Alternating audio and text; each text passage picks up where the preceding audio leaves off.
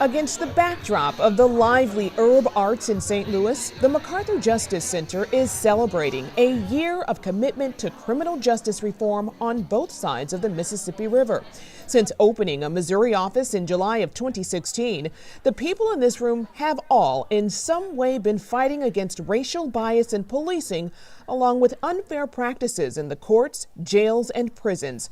Kenneth Carter is one of the people they've been fighting for. They offer their support in so many kind of ways. If it's just for somebody to talk to or whatever, they there, and I really do appreciate it. I'm blessed for having them and knowing them, With family and a strong support system, Carter is now transitioning into life as a free man after serving one of the state's harshest sentences for a crime he committed at 14. Instead of being sentenced as a juvenile, he was sentenced as an adult for second-degree murder. That's a mandatory 15 years. But for the last 29 years, Carter has been behind bars, and for each eligible year that went by, he was denied parole. He was among the youngest in our prison system.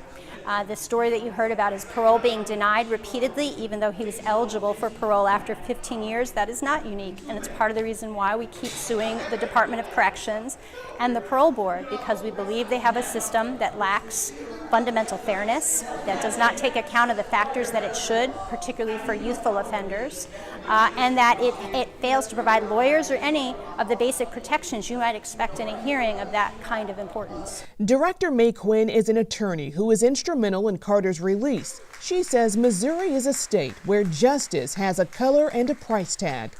I do think we've flown under the radar for a long time. A lot of people assume the Midwest is kind of middle of the road.